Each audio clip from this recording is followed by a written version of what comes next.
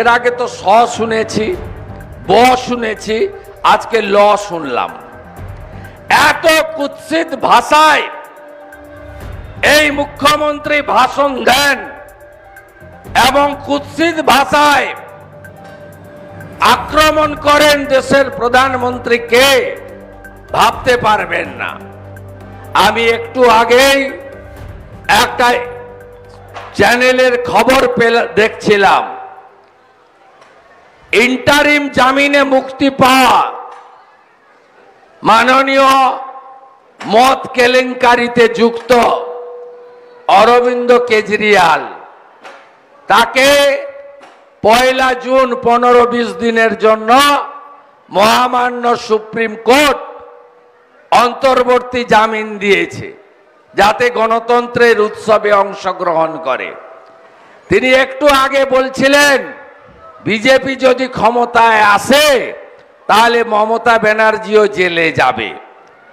আমি উনার মুখে ফুলচন্দন পড়ুক, গোটা বাংলা তাই চাইছে, তাই তো? তাই চাইছেন তো আপনারা? অরবিন্দ কেজরিওয়ালের মুখে ফুলচন্দন পড়ুক এবং পিসি জেলে যাক, ঠগি পিসি, এটা সবাই চাইছে। অরবিন্দ কেজরিওয়াল বলছে যে বিজেপি এলে পিসিকে জেলে পাঠাবে, আর বিজেপি তো এসেই গেছে।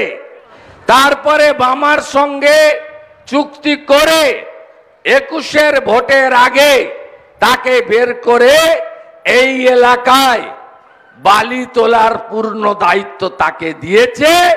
উনি মাল তোলেন, পুলিশ ভাগ পায়, আর 75 ভাগ টাকা কলকাতায় ভাইপোর বাড়িতে যায়। সিপিএম এর সময় 1,98,000 কোটি টাকা ঋণ আজকে বেড়ে 6,93,000 কোটি টাকা ঋণে পৌঁছেছে।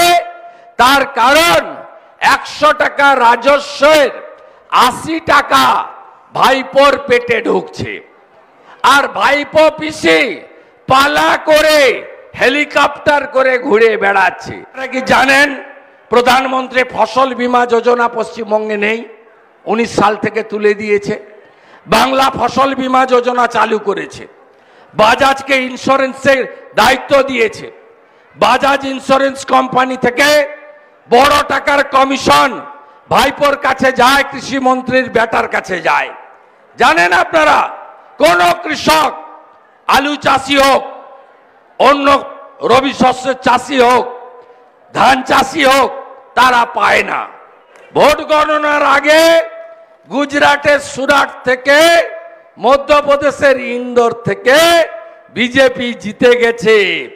অলরেডি 2টো সিট বিনা প্রতিদ্বন্দ্বিতায় জিতে গেছে। বন্ধু, এই ভোট কিসের ভোট? এই ভোট দেশের ভোট। মোট আসন কত? 543।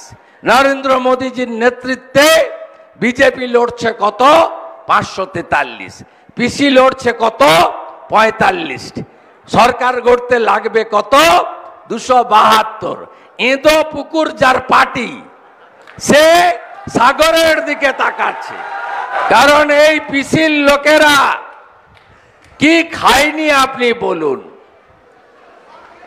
আপনারা এখানে অনেক প্রান্তিক মানুষ থাকেন, আপনারা বলুন, শৌচালয়, আবাস যোজনা, ঝড়ে ক্ষতিপূরণ, নলবাহিত বাড়িতে জল, প্রধানমন্ত্রী কিষাণ সম্মান নিধি, ভাতা, অধিকাংশ লোকই আপনারা বঞ্চিত হয়েছেন। 100 দিনের কাজে 1,32,00,000 ভুয়া জব কার্ড বেরিয়েছে। আপনারা দেখেছেন তৃণমূল নেতারা বাড়িতে পুকুর নেই, 15টা 17টা করে তারা পুকুর দেখিয়ে টাকা তুলে নিয়েছে। আইবিএস ফলের বাগান করার জন্য 15,000 টাকা মাথা পিছু ভারত সরকার দিয়েছিল। এরা কাগজপত্র দেখিয়ে এক একজন 250-300 করে বাগানের টাকা তুলে নিয়েছে। আপনাদের দেয়নি।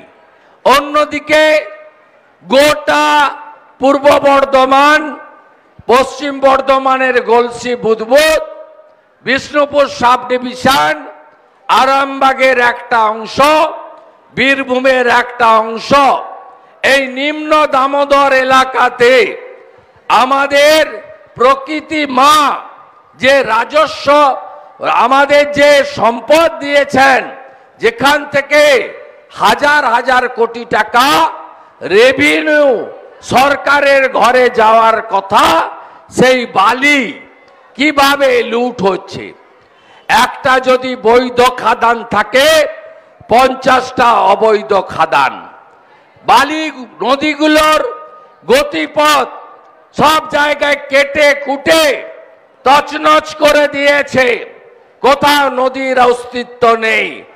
আপনি যদি পূর্বস্থলীতে যান, বালি চোরের নাম সুব্রত পাল। আপনি যদি ভাতারে যান, বালি চোরের নাম অশোক হাজরা। আপনি যদি আউসগ্রাম, কেতুগ্রামের দিকে যান, মঙ্গলকোটের দিকে, তৃণমূলের ব্লক সভাপতি লালন, তিনি হলেন বালি মাফিয়া। এই বামাকে মমতা ব্যানার্জির পুলিশ এনডিপিএস এর কেস দিয়ে 2.5 বছর জেলে রেখেছিল। আমি এই সভায় আসার আগে জামালপুরে বসেছিলাম। সেখান থেকে আমার এক পার্টির জেলার সম্পাদক 3-4 জনকে ফোনে লাগালেন।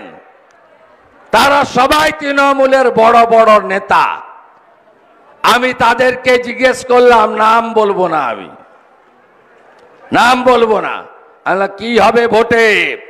বলছে সাফ করব চোরামুলকে।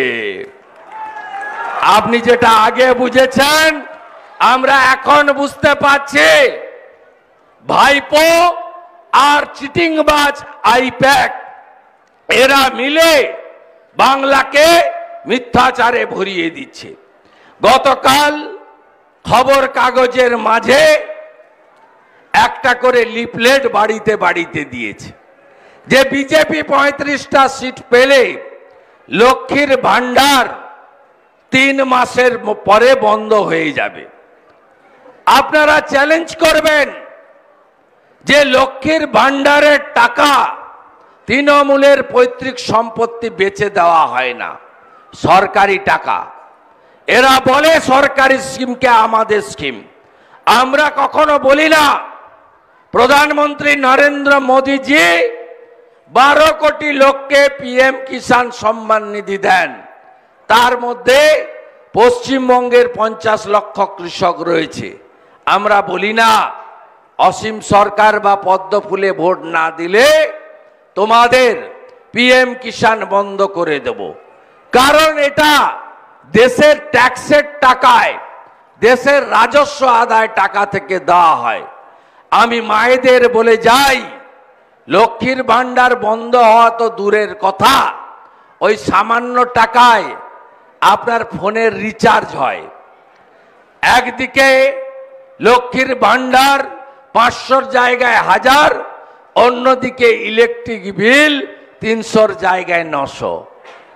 জানুয়ারি মাসে যে ইলেকট্রিকের বিল ছিল 3 গুণ বাড়িয়েছে। কলকাতা তো আরো ভয়ঙ্কর। সঞ্জীব গোয়েঙ্কা সিএসসি গত মাসে যার 1000 টাকা নিয়েছে, তার এ মাসে বিল পাঠিয়েছে 2800 টাকা।